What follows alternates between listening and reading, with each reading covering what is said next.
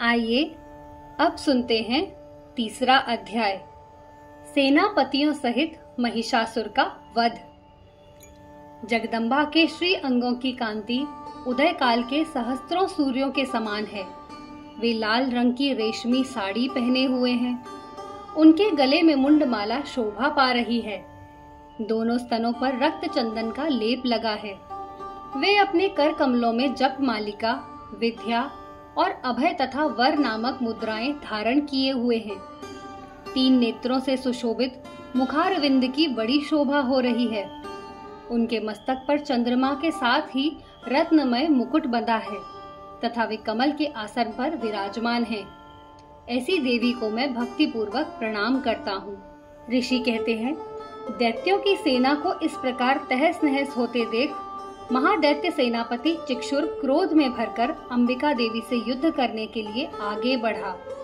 वह असुर रणभूमि में देवी के ऊपर इस प्रकार बाणों की वर्षा करने लगा जैसे बादल मेरुगिरी के शिखर पर पानी की धार बरसा रहा हो।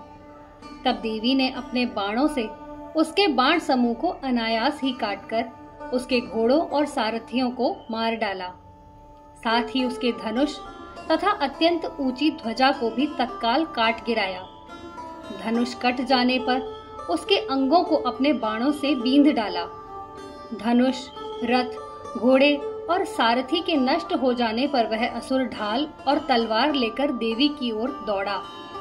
उसने तीखी धार वाली तलवार से सिंह के मस्तक पर चोट करके देवी की भी बाईं भुजा में बड़े वेग से प्रहार किया।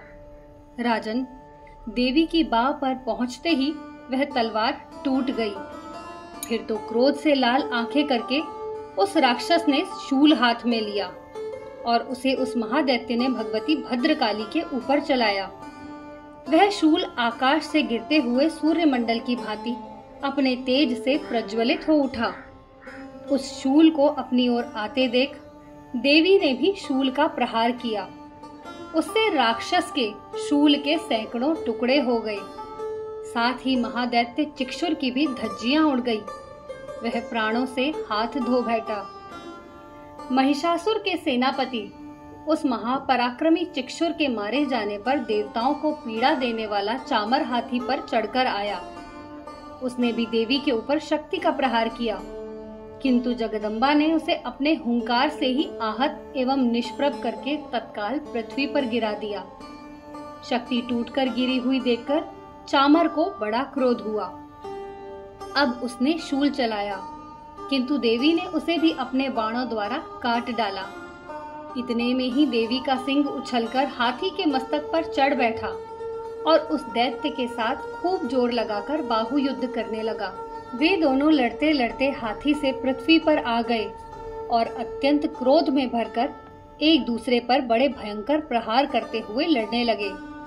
तदंतर सिंह बड़े वेग से आकाश की ओर उछला और उधर से गिरते समय उसके पंजों की मार से चामर का सिर धड़ से अलग हो गया।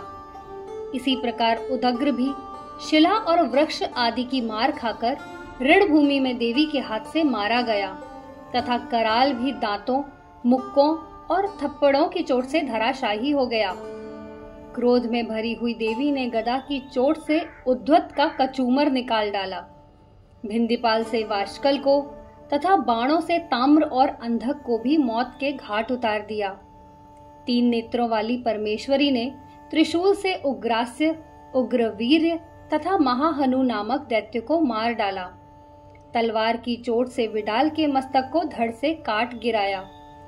दुर्धर और दुर्मुख इन दोनों को भी अपने बाणों से यमलोक भेज दिया। इस प्रकार अपनी सेना का संहार होता देख महिषासुर ने भैंसे का रूप धारण करके देवी के गणों को त्रास देना आरंभ किया।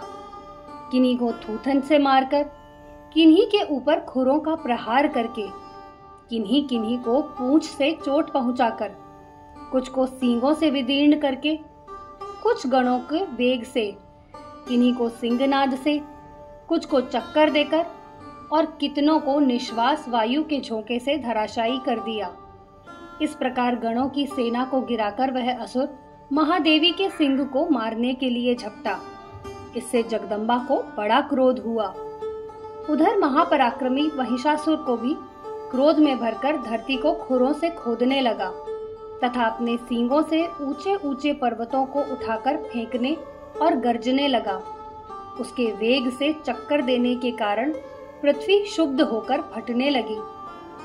उसकी पूंछ से टकराकर समुद्र सब ओर से धरती को डुबोने लगा। हिलते हुए सींगों के आघात से विदीर्ण होकर बादलों के टुकड़े टुकड़े हो गए। उसके श्वास की प्रचंड वायु के वेग से उड़े हुए सैकड़ों पर्वत आकाश से गिरने लगे।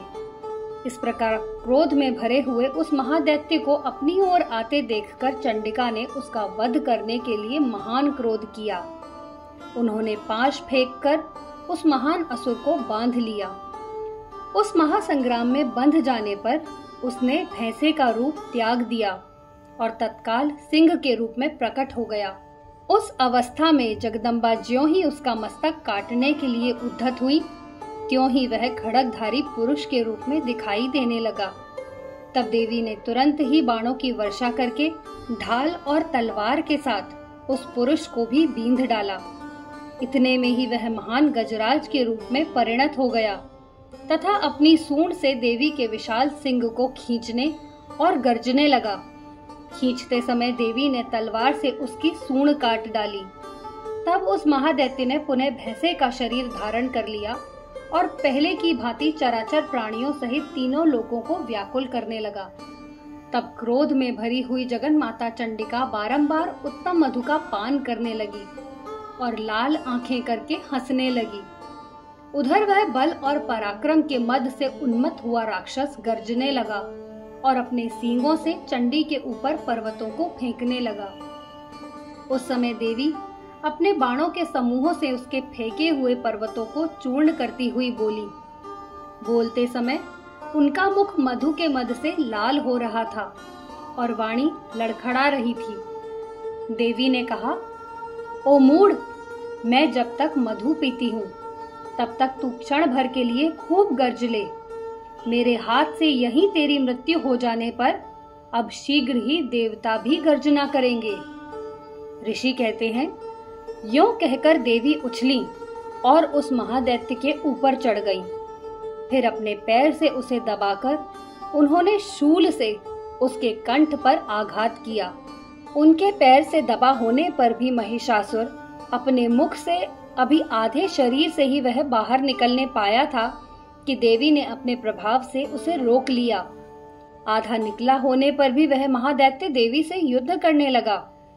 तब देवी ने बहुत बड़ी तलवार से उसका मस्तक काट गिराया। फिर तो हाहाकार करती हुई दैत्यों की सारी सेना भाग गई तथा संपूर्ण देवता अत्यंत प्रसन्न हो गए। देवताओं ने दिव्य महर्षियों के साथ दुर्गा देवी का स्तवन किया। गंधर्वराज गाने लगे तथा अप्सराएं नृत्य करने लगी। इस प्रकार श्री मार्कंडेय पुराण में सावर्णिक मनवंतर की कथा के अंतर्गत देवी महात्म्य में महिषासुर वध नामक तीसरा अध्याय पूर्ण हुआ।